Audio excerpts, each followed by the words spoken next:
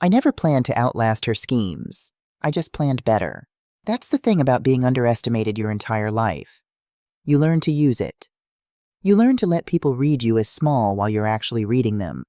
You learn that the quietest rooms hold the most dangerous truths. And you learn, above everything else, that patience is not weakness. Patience is the longest game there is. My name is Dorothy Hargrove. Most people call me Dot. I'm 68 years old. I live alone now, and for the past 2 years, my only daughter has been treating me like furniture she's waiting to throw out. This is the story of what I did about it. The coffee was ready at 5:13, same as every morning. I stood at the kitchen window in my robe and watched the light come up slow over the garden. Gerald's garden, technically, though I'd kept every plant alive through 2 winters without him now. The dahlias he planted along the back fence were already coming up stubborn and bright, the same way he always came up after every hard thing. I talked to them sometimes. I'm not ashamed of that. The house at 814 Aldermore Lane had been ours since 1991. We'd bought it on one salary and a prayer, back when Savannah was still in diapers and we were eating pasta 4 nights a week to make the mortgage. Gerald had walked through it twice before he made the offer. The second time, he stood in the doorway of what would become our bedroom, looked at the oak floors, and said, "Dot, I think this is where we become who we're supposed to be." He was right. We became everything in that house. We raised a daughter there. We argued and forgave and argued again. We refinished those floors ourselves on a long weekend in 2003, both of us on our knees, Gerald sweating through his undershirt, me with a bandana in my hair, laughing until our sides hurt over something I can't even remember now. We rewired the garage, repainted every room at least twice, replaced the roof the year Savannah graduated high school, put in the back porch the summer she left for college, because Gerald said we needed somewhere to sit and be quiet now that the noise had gone. Every corner of that house had a name behind it. Every dent in the baseboards had a story. Savannah saw square footage. Gerald died 26 months ago. Pancreatic cancer. 14 months from diagnosis to the morning I sat beside his hospital bed holding his hand when it went still. I had known it was coming. Knowing doesn't help the way people say it does. You think the preparation is shelter. It isn't. It's just a longer hallway to the same door. I came home from the hospital to an empty house and sat in Gerald's chair in the living room for 4 hours without moving. Then I got up, washed my face, and made a list of everything that needed to be done. 24 years managing federal department budgets will do that to a person. Crisis does not excuse you from logistics. The world keeps its ledgers whether you're grieving or not. Savannah arrived the afternoon of the funeral. She hugged me at the door, quickly, the way you hug an acquaintance, and then walked through the living room looking at everything with that particular expression I was only beginning to learn to read. She stood in the center of the room, turned a slow circle, and said, "Dad would have wanted the place modernized." She wasn't looking at his photographs when she said it. She was looking at the floor plan. I remember thinking, note that, and I did. Grief, I've come to understand, is something people around you grow impatient with long before you're done with it. There's an invisible clock others set that you never agreed to, and when you run past their deadline, they start calling it something else. Dramatic. Stuck. A lot. I gave Savannah the benefit of the doubt for the first several months. She was grieving too, I told myself. Loss makes people sharp and careless. It strips the polish off, and sometimes what's underneath isn't pretty. I had grace for that. I was her mother. Grace was part of the job. But grief doesn't roll its eyes. Grief doesn't mutter, "God, you're so dramatic," when you mention the cost of a funeral you paid for alone. Grief doesn't call you a freeloader in your own kitchen. Grief doesn't look at your home, your actual home, the one you've kept for 32 years, and say with genuine lightness, "I mean, let's be honest. This house will finally have some style when I move in." Savannah said that in November, about 6 months after the funeral. She was standing in the pantry I had stocked for decades, picking through the shelf like she was already cataloging what to keep. She said it like a joke, but she was looking at the crown molding when she said it. And Savannah didn't make jokes about things she wasn't already planning. I started keeping records in January. Not a diary. I want to be clear about that. Diaries are for feelings. What I kept was documentation. A dark blue binder in the cabinet of my sewing room, labeled on the spine in black marker. Receipts. Gerald always said I was the only person he'd ever met who filed things better than the federal government. I took that as a compliment. I still do. Here is what went into that binder over the following year and a half. March. Savannah borrowed my Range Rover without asking. Left a note on the counter. Taking the car. Be a sport. When I brought it up calmly that evening, she blinked at me with those long lashes and said, "Mom, you weren't using it. Don't be weird." I wrote the date, the quote, the context. I printed the note. May. I found a box of family photographs in a Goodwill donation bag by the front door. Photos from Gerald's hallway wall, including our wedding portrait, Savannah's first birthday, a picture of Gerald holding newborn Savannah in the hospital, still in his work clothes because he'd driven straight from the job site. When I confronted her, Savannah shrugged and said, "Mom, they clash with the aesthetic. We're trying to modernize." Then she added, "Maybe it's time to let go of all that. All that. That was my marriage. That was my life."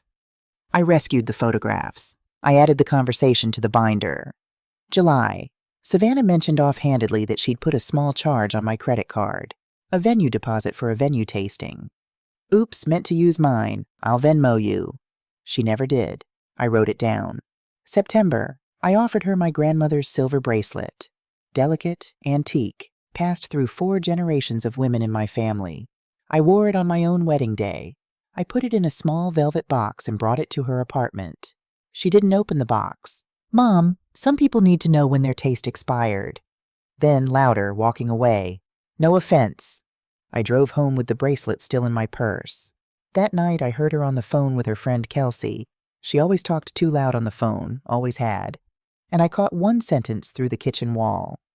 "She's just background noise. She'll be gone soon anyway." I sat down at the kitchen table. I did not cry. I opened the binder, wrote the date and time in exact words, and then I sat for a while in the quiet of the house Gerald and I had built, and I thought, she is counting the days until I am gone. And I thought, then I had better start counting differently. From that night forward, I stopped making excuses for her. I stopped waiting for the apology that was never going to arrive. I stopped performing the role of the patient, fading, grateful to be tolerated mother. And I started, very quietly, very deliberately, building a case. Because when you've spent 24 years tracking federal budget discrepancies, when you've sat across tables from senators who lied with perfect confidence about where the money went, when you have learned to find the decimal point someone tried to hide, you know that documentation is not pettiness. Documentation is power. And I had been handing mine away for free. Not anymore. The invitation to Savannah and Brett's engagement party came by text. Not even a proper text. A forwarded Evite, the kind with the animated champagne bubbles. I RSVP'd yes and bought a small gift, a silver frame, vintage, with a photo of Savannah at 3 years old sitting on Gerald's shoulders at the state fair. Both of them squinting in the sun and laughing. I thought she'd want it. I thought wrong. The party was held at the Ivory Room, a restaurant downtown with good lighting and overpriced appetizers. I arrived on time, which apparently put me in the minority. I found a spot near the windows, accepted a glass of sparkling water, and watched the room fill up around me. Brett's colleagues, Savannah's friends from her marketing firm, the bridesmaids in their coordinated outfits, already moving through the space like they owned it. Savannah arrived 40 minutes late in a white wrap dress, hair loose, glowing the way only people who have never carried real weight can glow. She kissed cheeks and laughed, and worked the room with the ease of someone who had always assumed rooms were made for her. She got to me last. She looked at the framed photo I'd set on the gift table, and something crossed her face. Not recognition, not warmth, something more like mild inconvenience. Then she took my arm and steered me toward the corner near the buffet, away from the other guests, close enough to the window that the sound of the street covered her voice. And she said it, quietly, precisely, the way she'd learned to say hard things without raising her voice, a skill, I'd come to understand, she'd been refining for years. Look, I need to say this clearly, because I'd rather do it here than have it be a whole thing later. You're not invited to the wedding. I need you to understand that. I looked at her. You're toxic, Mom. You make everything about you, and I'm not doing that on my wedding day. So just get over yourself, okay? Behind her, Kelsey and another bridesmaid were watching with small smiles. Someone's champagne glass clinked. Savannah squeezed my arm once, almost like affection, and then turned back to the party, her face resuming its perfect brightness before she'd taken 2 steps. I stood there for a moment. I breathed. I set my sparkling water down on the nearest surface, picked up my bag, found the gift table, left the frame, and walked out of the ivory room with my back straight and my face composed. In the car, I sat for 3 minutes without starting the engine. Then I called Mr. Aldridge. He answered on the first ring, the way he always did. "We're moving forward," I said. "All of it." "Understood," he said. "I'll have the listing paperwork ready tomorrow." Here is what Savannah did not know, standing in that restaurant telling me I was background noise. 3 days earlier, I had already signed the agreement to sell 814 Aldermore Lane. She thought she'd won something in that corner by the buffet.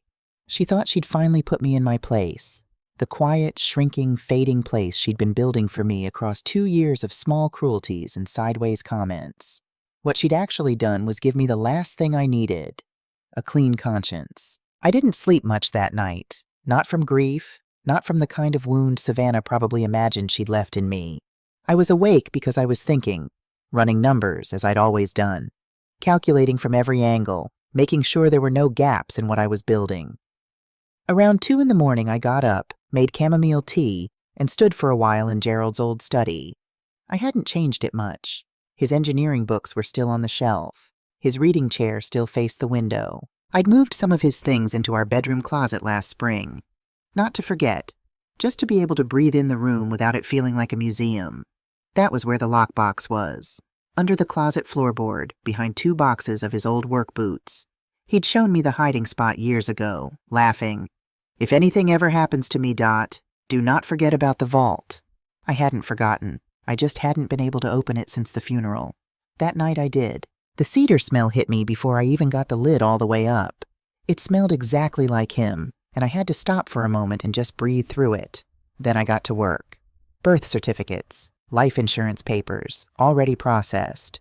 Our marriage license, 38 years old, the paper soft at the folds. The original deed to the house, marked paid in full in Gerald's square handwriting at the top. The will we'd had drawn up in 2019, reviewed and updated after his diagnosis. And behind all of it, folded neatly and tucked against the back of the box, a plain white envelope, unsealed, no name on the front, just 4 words in Gerald's handwriting. Only if necessary. My hands knew before my brain did. I could feel what this was before I opened it. The weight of it. The intention. Inside was a single typed page. The heading read, "Amended Intent Property Clause. In the event that our daughter Savannah acts without moral integrity toward her mother or toward the legacy of this family, the property at 814 Aldermore Lane shall be transferred in trust to our grandson, Noah Hargrove Whitfield, under the sole trustee supervision of Dorothy Ann Hargrove, to be held until Noah reaches the age of 25. The signature line at the bottom was blank. He had typed it. He had kept it. He had placed it exactly where he knew I would find it if I ever needed it. He had never gotten to sign it. The last 8 weeks had taken everything, the morphine making his hands uncertain, the days blurring into each other. But he had tried. He had seen what I was only beginning to document. He had been afraid of the same thing I was afraid of. I sat on the closet floor for a long time with that page in my hands. Then I called Pastor Ruth Beaumont in the morning. Ruth was a woman who had spent 40 years watching people carry things they shouldn't have to carry alone. She ran her congregation with the same particular combination of warmth and precision that I'd always respected. She didn't deal in false comfort, and she didn't waste your time getting to what mattered. When she pulled me aside after Sunday service, out in the hallway near Fellowship Room B, she looked at me the way she always looked at the people she was truly seeing. "You've been carrying something heavy," she said. "I can see it in the way you're standing." I opened my bag. I handed her the envelope. She read it twice, slowly, her reading glasses in one hand, the page held steady in the other. She didn't react outwardly. Ruth never did, in the theatrical sense. She read the way she prayed, deliberately, without performance. Then she folded the page back into the envelope, held it out to me, and said, "Don't let them confuse your silence with surrender." Something loosened in my chest. I hadn't realized how tightly I'd been holding it. That afternoon she sent me a name. No website, no billboard, just an address and a phone number written on a note card in her neat hand. Mr. Owen Aldridge, Estate Law, Suite 3C. He handles things quietly. I called the next morning. He answered on the first ring. His office was small, orderly, and smelled like good coffee and old paper. My favorite combination.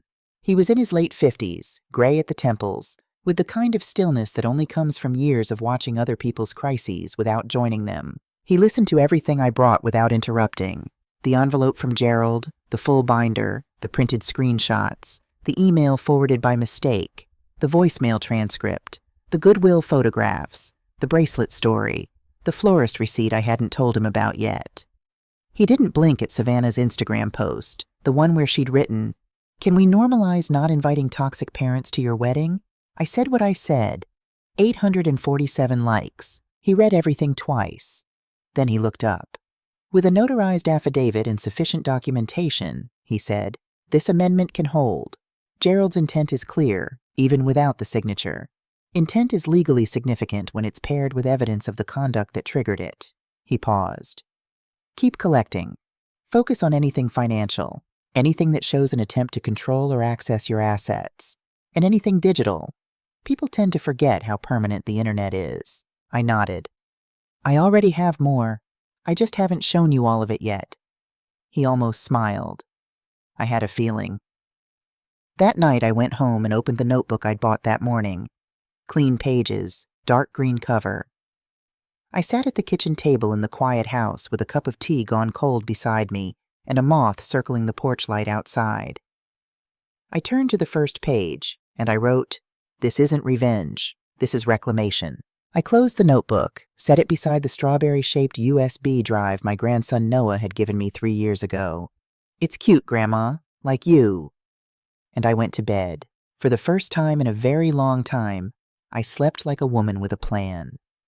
There is a particular kind of power in being the person no one is watching. For 2 years, Savannah had looked right through me, past me, around me, over me. The way you look past furniture you've already decided to replace. She saw a woman in her late 60s who cried at hymns and kept too many photographs and didn't understand how to use cloud storage. She saw someone whose best days were behind her, whose opinions were quaint, whose presence was, at best, a mild inconvenience to be managed until it resolved itself naturally. She never once considered that the woman she was managing had spent 24 years finding the decimal points that senators tried to hide. That was her first mistake. It would not be her last.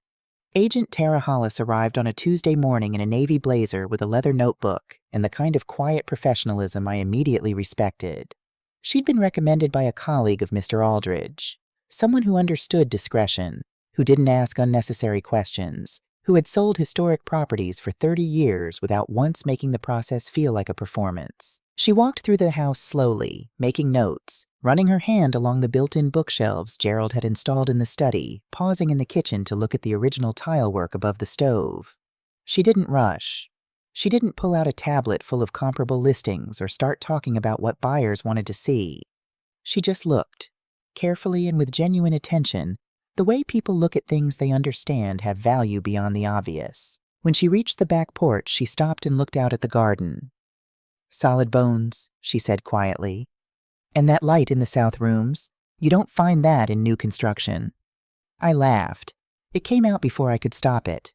The kind of laugh that surprises you.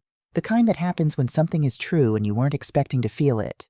It was the first time I had laughed in weeks, maybe longer. She didn't ask about the framed engagement photos turned face down on the hallway shelf. She didn't ask why Gerald's slippers were still under the bed in the master bedroom. She was a professional. She saw what she needed to see, and she respected everything else. By the time she left, I had 3 voicemails from Savannah. I hadn't even put the sign up yet. Tara had simply walked the house and taken preliminary photographs. Nothing visible from the street. But Noah had been over for dinner the night before and had apparently mentioned something to his mother about a lady measuring the dining room. The first voicemail came at 4:17 p.m. "Hey, Mom, so I just got this weird Zillow alert about the house. Must be some kind of algorithm glitch. Let me know if that's a mistake. Love you." The voice was light, unbothered. The voice of someone who was bothered and working to sound unbothered. The second came at 6:45. "Hi again. Noah mentioned something about a woman taking photos. I just want to make sure everything's okay. You know you can always call me, right? Love you." The third came at 9 p.m. The lightness was mostly gone. I don't know what you're doing, but if this is some kind of dramatic statement, it's not cute. Call me. Not cute. That phrase again. I did not call her back. I set the phone down on the kitchen counter and went to finish the dish I was drying. Silence, I had learned, was a tool. Most people couldn't tolerate it for long. They filled it with more words, and more words meant more material. I was content to let Savannah fill the silence however she chose. 2 days later, Tara brought a photographer. He was polite and quiet, mid-30s, careful with the angles, conscious of the light. He asked me to step out of the frame when he shot the living room. I stood in the doorway and watched him work. "This room gets beautiful light," he said. "It held a lot of birthdays," I told him. He smiled like he understood exactly what I meant. That evening, the formal listing went live, and that same evening, my phone rang. Not a voicemail this time. A text message. Just 3 words, no punctuation, no greeting. "Are you serious?" No question mark. That detail told me everything. Savannah typed question marks when she was performing curiosity. When she was genuinely shaken, she forgot the punctuation entirely. I set the phone face down and went to sit with Noah, who was building a Lego spacecraft on the living room floor. "Grandma," he said, not looking up from the instruction manual, "when we move to the new house, can I bring the fort blanket?" I looked at him. This small, serious, kind 9-year-old boy who still held my hand crossing the street, who still asked me to tell him stories about Gerald, who still thought baking banana bread on Sunday afternoons was a reasonable way to spend a weekend. The one person in the wreckage of this family whose love required absolutely nothing from me in return. "We'll build a bigger fort," I said, "one nobody can tear down." He looked up at me then, with Gerald's eyes, and nodded like that was the most sensible thing he'd heard all week. The formal offer came 4 days later. A retired couple from Savannah, Georgia, the coincidence of the city name did not escape me, relocating to be closer to grandchildren. The wife had included a handwritten letter with the offer. She said she used to bake from scratch and hoped the oven still worked. It did. I had cleaned it the night before she came to view, the way I always cleaned it. Properly. Every rack, every corner. "We walked in," she wrote, "and felt like it had a soul. Full cash. No contingencies. Closing in 30 days. I called Mr. Aldridge at 8:15 that evening.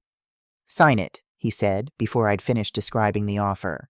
So I did. I woke at 5:11 the morning after I signed. Not from a dream. From clarity. The particular kind that arrives when you've been carrying a weight so long that the moment it becomes a plan instead of a problem, your body wakes up to tell you it noticed. I brewed coffee, opened my laptop, and pulled the blue binder from the sewing room cabinet. Then I sat down at the kitchen table under the good light and began building what I privately thought of as the prosecutor's file. Not because I was an angry woman, because I was a precise one. Everything in that binder had a date, a context, and a consequence. I organized it chronologically first, then by category: financial, behavioral, digital, documented statements.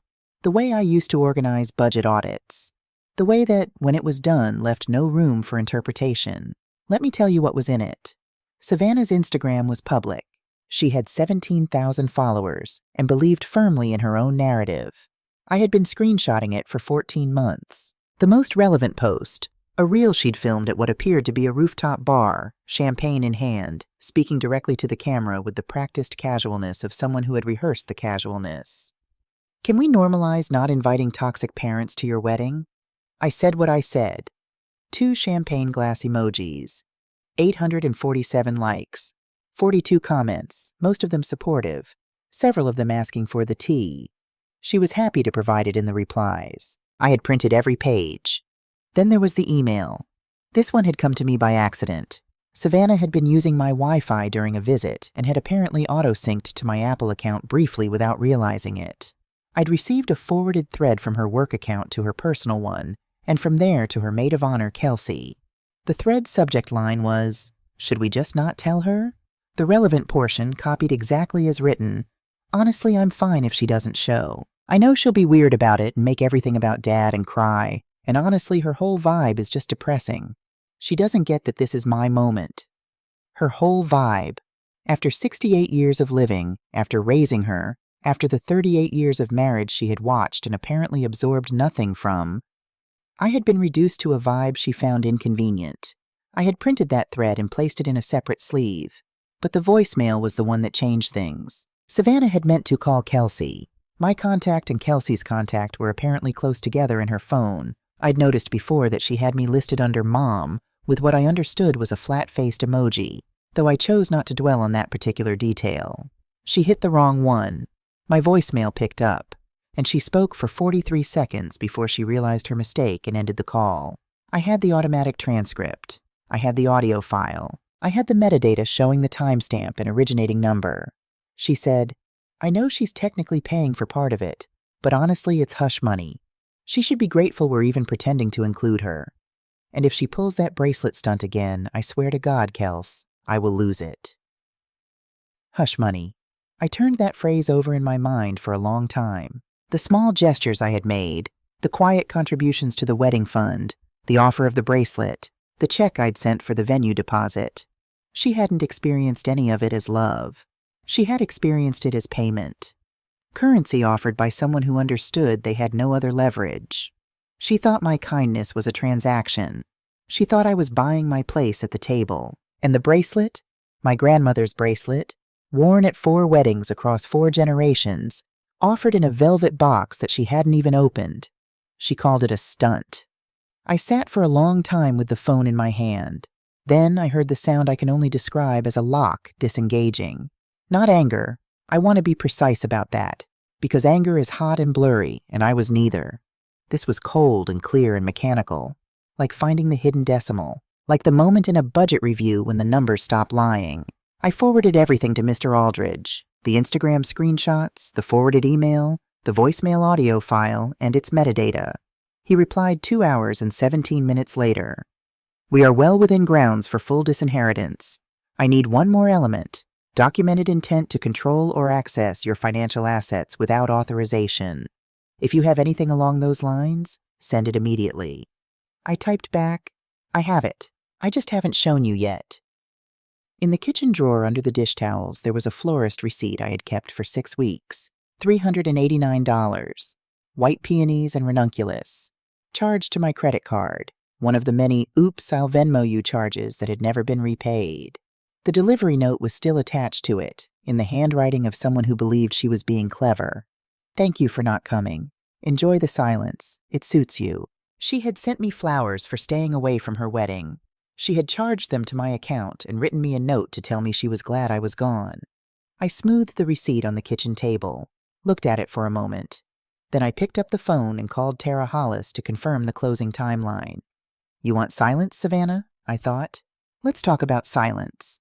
Mr. Aldridge did not make early calls unless something was on fire. His number came up at a 7:42 on a Thursday morning. I was still in my robe, coffee in hand, watching a cardinal on the back fence. One of Gerald's cardinals, the ones that came back every spring to the feeder he'd hung in 2009. I answered on the second ring. "Mrs. Hargrove." His voice had that particular flatness that I recognized as controlled urgency. "Have you recently applied for a mortgage?" I set my coffee down. "No," I said. "Then we have a significant problem. A loan application had been submitted under my name, Dorothy Ann Hargrove, my social security number, my date of birth, my address. The signature on the scanned form was close enough that someone had clearly spent time on it, but the loops in the D were wrong, and the H in Hargrove had a slant that wasn't mine. An underwriter at the lending institution had flagged an inconsistency between the application's claimed banking history and my actual account activity. The flag had triggered a review. The review had found the IP address on the digital submission. The device was registered to Savannah Hargrove Whitfield. The loan amount was $40,000, filed against the equity of 814 Aldermore Lane. Filed, as Mr. Aldridge said with characteristic precision, as if she were already the owner. I stood at the kitchen window and looked at Gerald's garden. The dahlias were starting to bud along the back fence. The cardinal was still on the feeder. "This crosses into criminal territory," Mr. Aldridge said. He wasn't being dramatic. He didn't do drama. He was simply itemizing. Financial fraud, elder financial abuse, identity theft. We are no longer speaking only about disinheritance. We are speaking about liability. He asked if I wanted to file a formal fraud report. I didn't answer immediately. I thought about Noah sleeping in the guest room last weekend, curled on top of the covers in his soccer cleats because he'd fallen asleep before I could get him to take them off. I thought about Gerald's handwriting on that envelope, only if necessary. "File it," I said. "All of it. Make it official. No more gaps." "Understood." After I hung up, I went to find the wedding dress.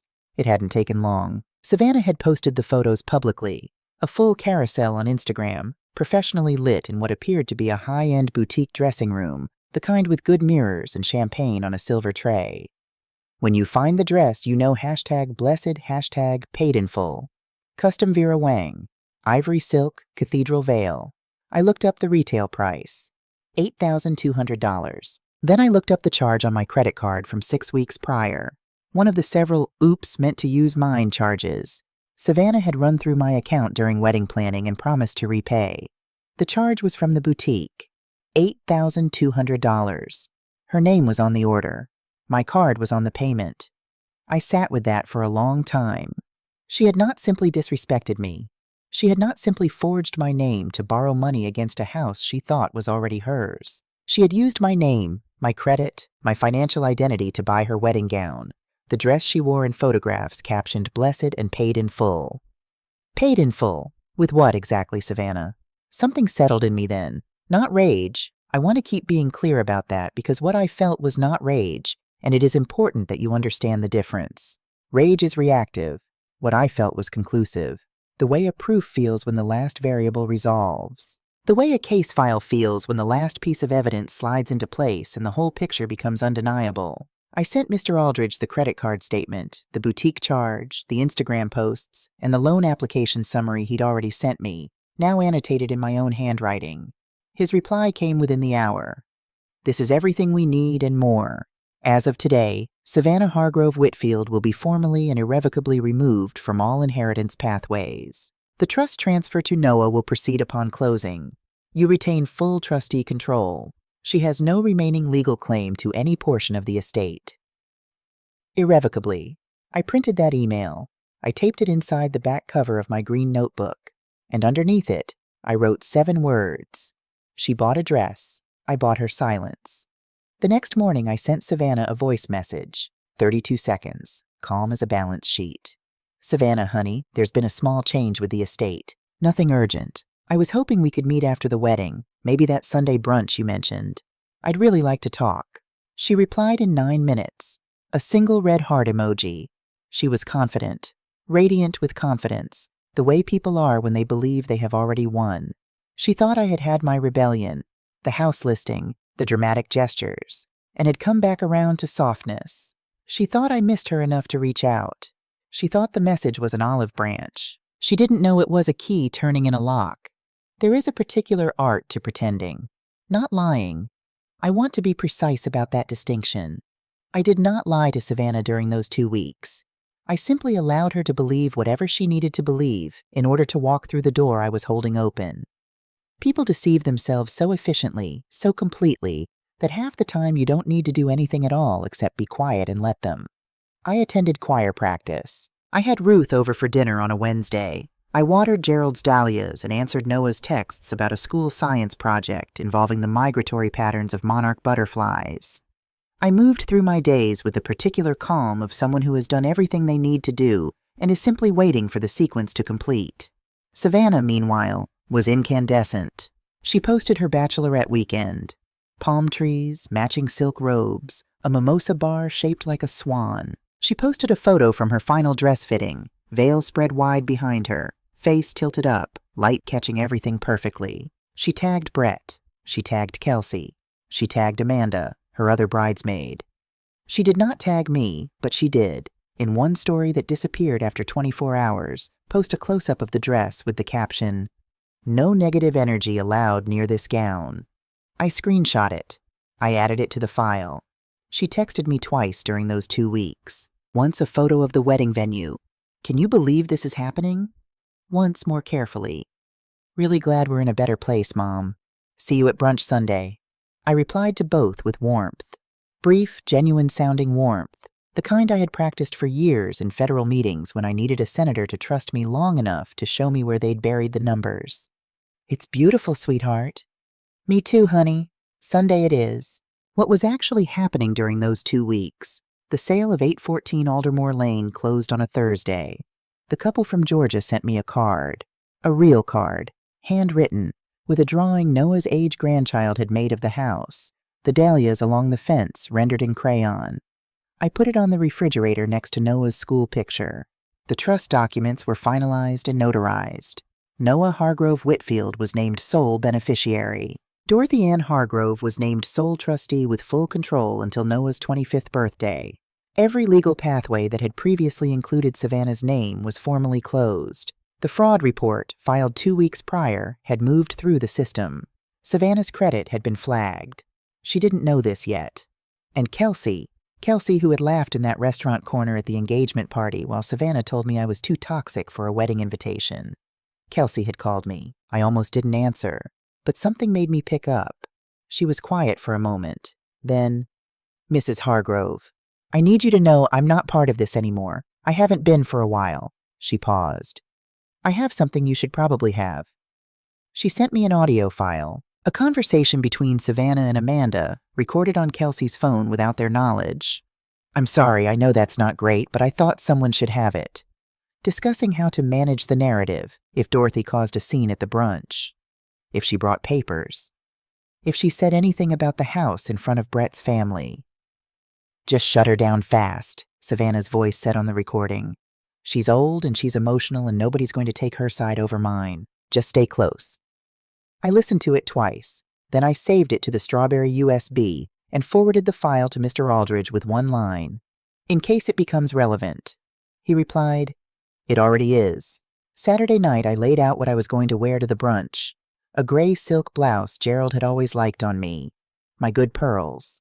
The necklace he'd given me on our 20th anniversary. Simple gold chain, small sapphire pendant. The one Savannah had once at a Christmas dinner described as a clearance bin regret. I would be wearing it Sunday morning. I prepared the envelope that night. Took my time with it. Printed every document cleanly, in order.